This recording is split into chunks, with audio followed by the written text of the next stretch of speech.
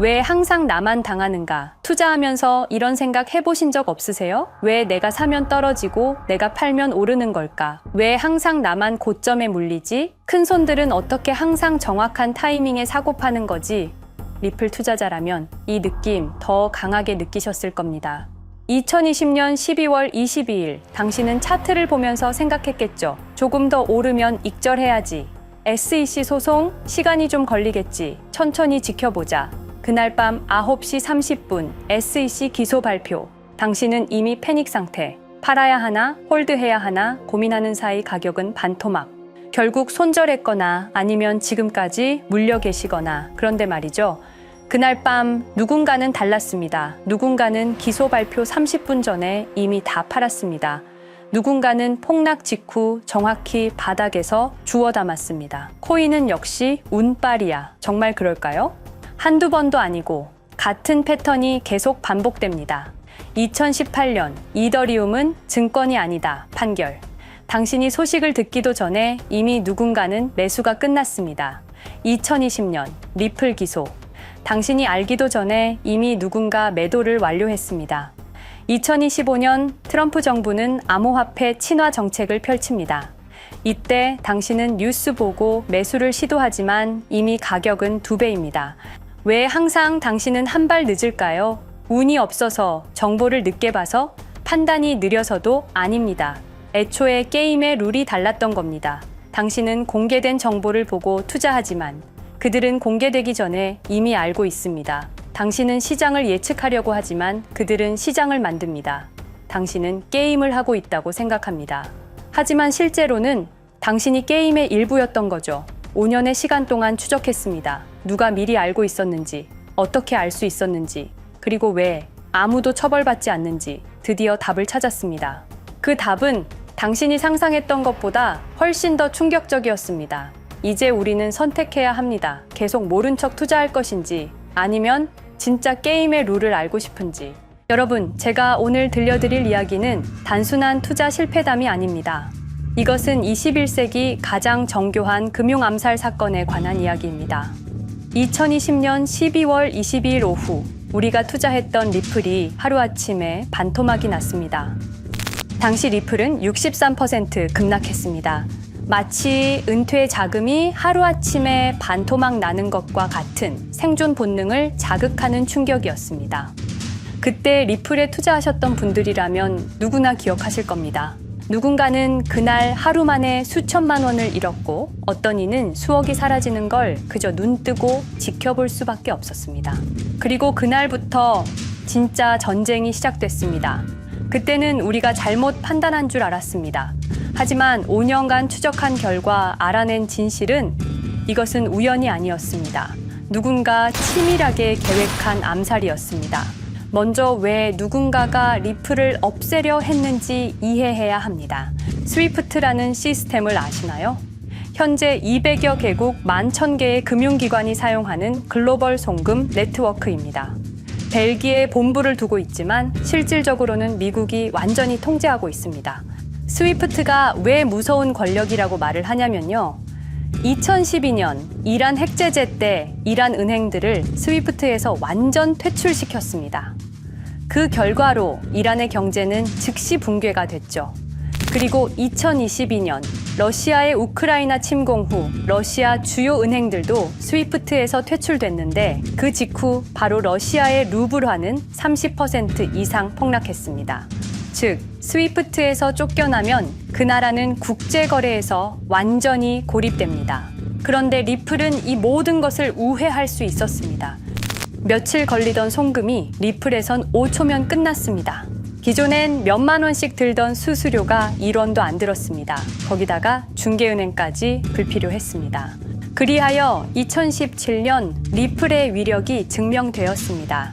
일본 SBI 그룹, 뱅크 오브 아메리카, 산탄데르 은행 등 200개 이상 금융기관이 리플 파트너십을 검토했습니다. 연간 200조 원 규모의 국제 송금 시장에서 리플이 스위프트를 완전히 대체할 수 있다는 것이 증명된 순간, 바로 이때 누군가에게는 생존 위기가 된 것입니다. 리플은 단순한 암호화폐가 아니었습니다. 리플은 미국이 전 세계를 통제하는 금융무기인 스위프트에 대한 직접적인 도전이었습니다. 스위프트는 돈의 흐름을 틀어쥔 지배의 손길이었습니다. 핵보다 강한 권력, 바로 통화망입니다. 리플 사건을 파헤치다 보니 소름 끼치는 단서들이 발견되기 시작했습니다. 첫 번째 단서, 완벽한 타이밍의 미스터리. 2020년 12월 22일의 타이밍을 분석해 보겠습니다. 12월 22일 오후 9시 30분, SEC 의장 제이 클레이튼은 임기 마지막 12시간을 남기고 전격적으로 리플에 대한 기소를 발표합니다. 그 다음 날인 12월 23일, 제이 클레이튼은 SEC 의장직에서 사임하죠. 충격적이게도 바로 다음 날, 제이 클레이튼은 월리버 에셋 매니지먼트라는 헤지펀드의 자문 역할로 합류하게 됩니다. 월리버 에셋 매니지먼트는 당시 리플과 라이벌 구도를 형성하고 있던 비트코인과 이더리움에 우리 돈 8천억이라는 거액을 투자한 회사였습니다. 그런데 클레이튼은 리플을 기소한 바로 다음 날 이 회사의 자문이 되었습니다. 두 번째 단서, 이더리움 특혜의 진실. 2018년 6월 14일, SEC 기업금융국장 윌리엄 힌먼의 충격적인 연설이 있었습니다. 현재 이더리움의 제공과 판매는 증권 거래가 아니라고 본다. 그런데 힌먼은 SEC에 오기 전 심슨 대처라는 로펌에서 근무했는데 이 로펌은 이더리움 엔터프라이즈 얼라이언스 멤버였습니다. 더욱이 SEC, 재직 중에도 해당 로펌으로부터 상당한 수입을 유지하고 있었습니다. 반면 리플은 리플 CEO가 직접 만나서 명확한 지위를 요청했지만 시간이 더 필요하다며 3년을 더 기다리게 했습니다. 세 번째 단서, 결정적 발견. 가장 충격적인 단서를 발견했습니다. 2020년 12월 22일 리플 기소 발표 직전에 누군가 대량의 리플 매도 주문을 넣었다는 정황이 포착되었습니다. 마치 미리 알고 있었다는 듯이 말입니다. 이 흔적들을 추적하던 중 예상치 못한 곳으로 연결되었습니다. 실리콘밸리였습니다. 은행이나 정부가 아니라 테크 기업들이었습니다. 그것도 우리가 혁신과 자유의 상징으로 알고 있던 바로 그 실리콘밸리 말입니다. 이 세 명의 인물, 이 세 개의 사건, 전혀 관련이 없어 보이지만 공통점이 하나 있습니다. 모두가 실리콘밸리 금융 네트워크와 직접 연결되어 있었다는 겁니다. 모든 흔적이 한 곳을 가리키고 있었습니다. 리플을 제거한 배후로 의심되는 세력들, 많은 단서들이 결국 이곳을 가리키고 있었습니다. 바로 페이팔 마피아라는 이름의 거대한 네트워크였습니다. 2002년 10월 3일 페이팔이 이베이에 매각되었습니다. 이때 페이팔을 퇴사한 50명 중 38명이 새로운 기업을 창업하거나 거대한 투자를 시작했습니다. 그들은 서로 관계를 꾸준히 유지하면서 창업한 기업에 서로 투자하고 때로는 동업하면서 상호 성장하는 거대한 네트워크를 만들어냈습니다. 2025년 현재는 우리나라의 GDP보다 큰 규모의 자산을 움직이는 네트워크가 되었습니다. 이제 그들은 기업가가 아닌 제국의 지배자가 되었습니다. AI, 국방, 금융, 심지어 법까지도 전부 그들의 손안에 들어왔습니다. 그중 핵심 인물이 바로 피터 틸인데요. 팔란티어를 창업한 사람입니다. 팔란티어는 CIA, FBI, 미 국방부 등의 정부기관에 데이터 시스템을 독점으로 공급하고 있습니다. 피터 틸이 직접 설립하거나 자문을 한 회사만 무려 59개나 되는데요. 가장 유명한 사례는 페이스북의 첫 외부 투자자였다는 겁니다. 우리 돈 약 6억 정도를 투자해서 수조 원의 수익을 올렸거든요. 그리고 나서 2025년 트럼프 2기 행정부의 공동인수위원회 의장으로 발탁이 된 인물입니다. 2001년 충격적인 9.11 테러 후 그는 우리의 사기 탐지 기술을 국가 안보에 쓸 수 있다며 2003년 펠런티어를 창업했습니다. 창업과 동시에 CIA의 벤처 펀드 인큐텔로부터 투자를 받았습니다. 그리고 피터 틸은 단순히 사업만 한 것이 아닙니다. 정치인을 직접 키워냈습니다. 현재 미국 부통령인 JD 벤스는 피터 틸의 미스릴 캐피탈에서 일했고 피터 틸의 지원을 받아 나르야 캐피탈을 창업했습니다. 트럼프에게 벤스를 소개한 것도 피터 틸입니다. 그리고 일론 머스크, 우리에게는 테슬라, 스페이스X, 그리고 X로 유명한 인물이죠. 머스크 역시 트럼프 2기 행정부에 입각해서 정부 효율 성부, 도지의 수장으로 일했습니다. 연방정부 전체의 예산 삭감 권한을 가진 엄청난 자리였습니다만 지금은 트럼프와 갈등을 벌이고 있기도 하죠. 그런데 그가 트럼프의 2024년 대선 최대 후원자라는 건 변하지 않습니다. 무려 2억 9,148만 달러, 우리 돈으로 약 4,300억 원을 기부했는데요. 머스크는 그때부터 기술과 권력을 통합하려는 제국 건설에 나섰습니다. AI, 화성, 인터넷, 금융. 이제는 인류의 생각 그 자체까지 장악하려 하고 있습니다. 머스크는 원래 트럼프 지지자가 아니었습니다. 오히려 바이든을 지지했죠. 하지만 바이든 정부가 백악관 전기자동차 정상회담에서 GM과 포드는 초대하고 테슬라의 수장인 자신은 제외시키자 마음의 상처를 입은 머스크는 공화당 지지자로 돌아섰습니다. 그리고 머스크의 시장 조작 능력은 이미 입증되었습니다. 2021년 5월 환경 문제로 비트코인 결제 중단이라는 트윗 하나로 비트코인을 폭락시킨 후 뒤로는 더 싸게 매집했습니다. 그리고 데이비드 sak스, 현재 백악관 AI 및 암호화폐 차르로 있는 인물이죠. 모든 암호화폐 정책 최종 결정권을 가진 자리에도 페이팔 마피아가 장악한 겁니다. 마지막으로 제드 맥켈럽, 우리에게는 리플의 배신자로 알려진 인물인데요. 아시는 것처럼 리플 공동 창업자였지만 리플을 나와서 스텔라루멘을 출시한 사람입니다. 2013년 리플 퇴사 후 90억 개의 리플을 보유한 상태로 갈등을 벌이다가 결국 2022년 7월까지 리플을 완전 매도해서 4조 2천억의 천문학적인 수익을 올렸습니다. 자, 그런데 여기서 기묘한 커넥션이 나오는데요. 2025년 6월 페이팔의 페이팔 USD가 스텔라루멘 체인으로 이전을 발표합니다. 그리고 SEC 의장 제이 클레이튼도 이들과 연결되어 있었습니다. 클레이튼이 리플 기소 후 바로 합류한 월리버 에셋 매니지먼트는 페이팔 마피아들이 투자한 회사였고 원래는 비트코인, 이더리움에 8천억 정도를 투자했다고 알려져 있었지만 올해 초 내부 기밀 문서가 유출되는 사건이 발생합니다.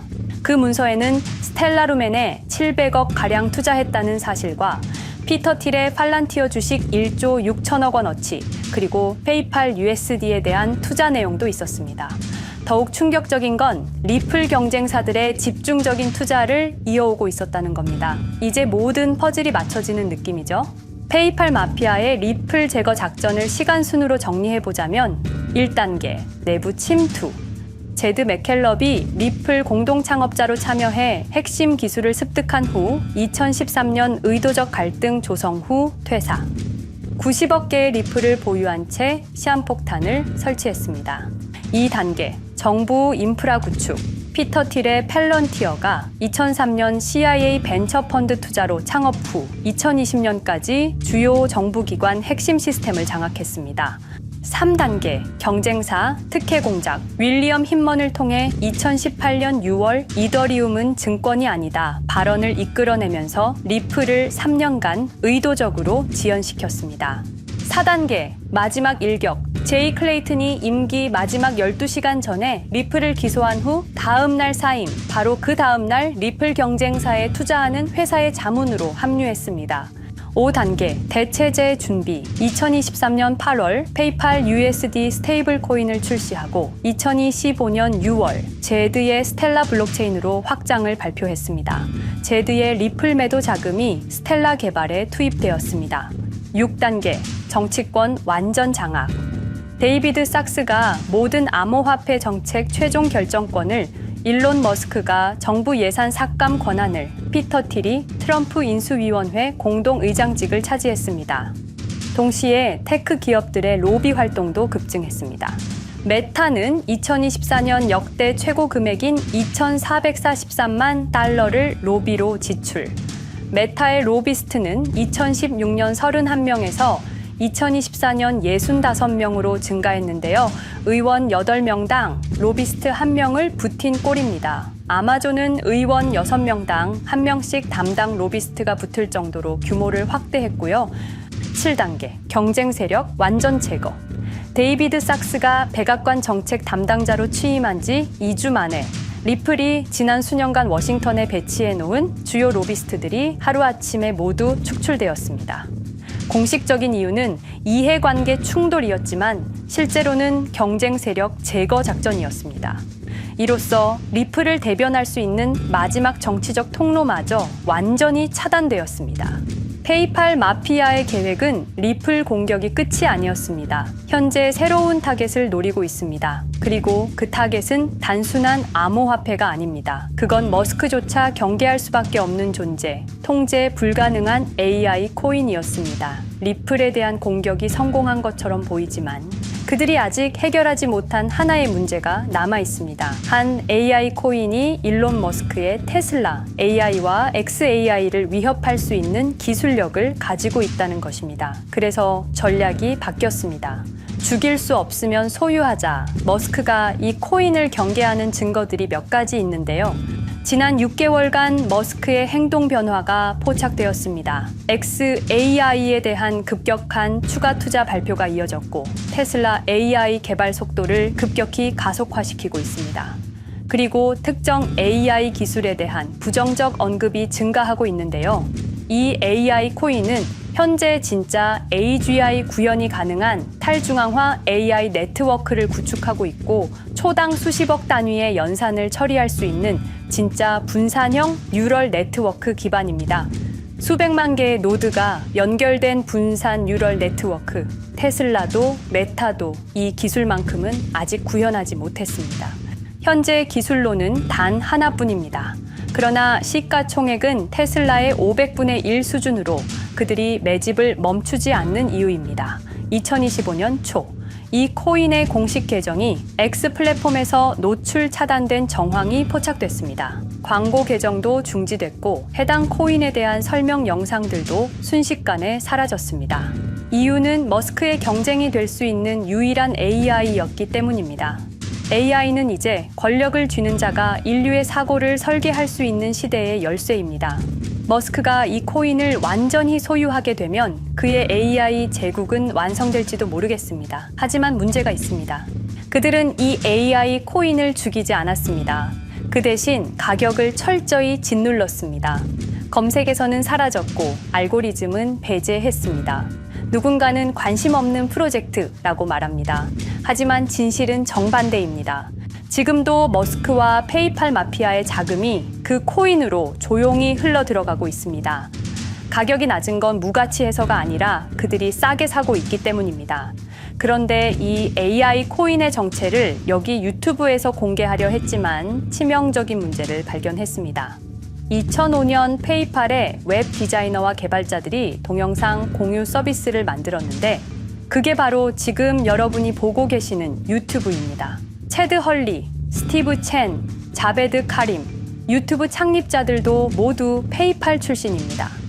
게다가 일론 머스크는 현재 X를 소유하고 있습니다. 이러한 플랫폼들에서 그들의 AI 제국을 방해하는 정보를 공개하면 검열당할 위험이 있습니다. 그런데 제가 이 코인의 정체를 세상에 폭로한 게 이번이 처음이 아닙니다. 어떤 이유에선지 그 영상은 삭제되었고 이후 채널도 더는 운영할 수 없게 되었습니다. 커뮤니티 가이드라인을 위반한 적은 없었지만 불편한 진실이 다뤄질 때마다 이런 일이 반복됐습니다. 이건 단지 투자 종목 하나를 공유하는 문제가 아닙니다. 이건 우리가 감시와 통제에 맞서 싸울 수 있는 유일한 기회입니다. 영상의 댓글란에 저항이라고 두 글자를 남겨주시고 010-5528-2156 이 번호로 저항 두 글자만 문자로 보내주세요. 그럼 당신은 지금 머스크가 검열하고 페이팔 마피아가 조용히 매집 중인 그 AI 코인의 정체를 가장 먼저 알게 될 것입니다.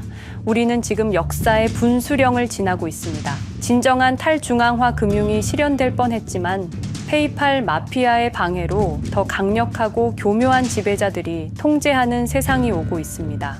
페이팔 마피아가 완성하려는 새로운 세계는 팔란티어를 통해 모든 거래를 실시간으로 감시하고 페이팔의 페이팔 USD를 통해 정부 마음대로 계좌를 동결시킬 수도 있고 차세대 스위프트를 통해 우리의 거래를 통제하고 AI 기술 독점을 통해 인류의 사고방식마저 장악하려는 겁니다.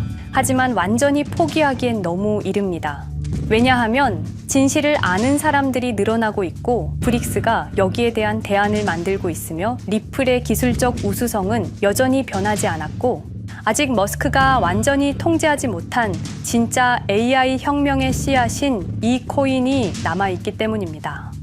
규제 환경이 바뀌고 진실이 밝혀지면 리플은 언제든 재평가받을 수 있습니다. 리플 홀더들이 당한 것은 개인 투자 실패가 아니었습니다. 이것은 21세기 금융 권력 투쟁에서 일어난 결정적 전투였습니다. 리플은 비록 일시적으로 억압받고 있지만 진정한 탈중앙화 기술은 결코 사라지지 않습니다. 하지만 이 전쟁은 아직 끝나지 않았습니다. 우리가 아무것도 하지 않으면 그들은 모든 것을 가져갈 겁니다. 머스크와 페이팔 마피아는 이 시대 최고의 지배자들입니다. 하지만 그들도 막지 못하는 단 하나가 있습니다. 바로 진실을 알아버린 개인들입니다. 우리는 지금 그들에 맞설 수 있는 거의 유일한 순간에 서 있습니다. 한 통의 문자, 그것은 단순한 신호가 아닙니다. 지금 움직이는 자만이 미래를 차지할 수 있습니다. 지금까지 이 긴 이야기를 들어주셔서 감사합니다. 제가 말씀드린 모든 것들은 사실을 기반으로 하며 대부분 공개된 기록들입니다. 기억하십시오. 우리가 침묵하는 순간 그들의 승리는 완성됩니다. 리플은 억압받았지만 그 정신은 살아남았습니다. 그리고 언젠가 진짜 자유로운 AI가 세상에 다시 등장할 그날까지 우리는 싸움을 멈추지 않을 것입니다.